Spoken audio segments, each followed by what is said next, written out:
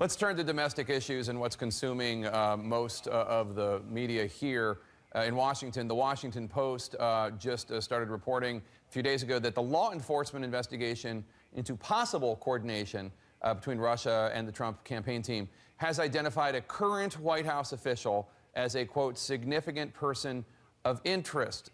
Do you know of ways in which the investigation of the House Intelligence Committee also might reach any current White House official? All I can say on that subject, Jake, is that I think our obligation on a very bipartisan basis is to follow the evidence wherever it leads, not to exclude anyone, not to preemptively rule people in or out, but nonetheless to do a diligent job.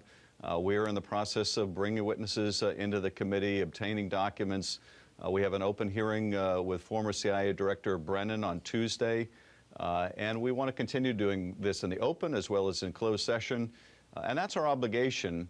But at this point, I can't tell you that X, Y, or Z is the particular focus of our investigation. Certainly, we're looking at the issue of collusion, and that's a key issue for us. We also want to make sure that we oversee the work of the Justice Department to make sure there's no impeding the investigation there. Another part of our key responsibility. We learned this weekend that Michael Caputo, a former communications advisor to the Trump campaign, has been asked by your committee, the House Intelligence Committee, to submit to a voluntary interview and to submit any documents he may have that are related to the inquiry. What are you and your committee hoping to ask Mr. Caputo?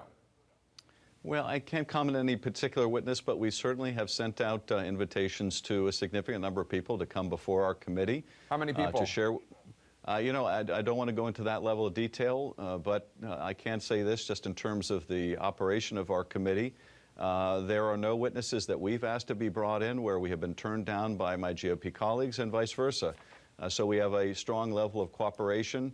The witnesses that we have invited in are just the first tranche of witnesses. We expect there will be many more.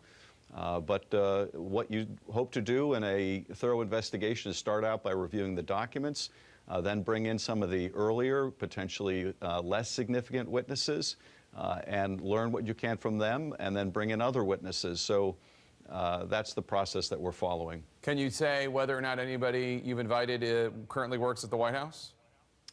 You know, I don't want to comment on anything that specific.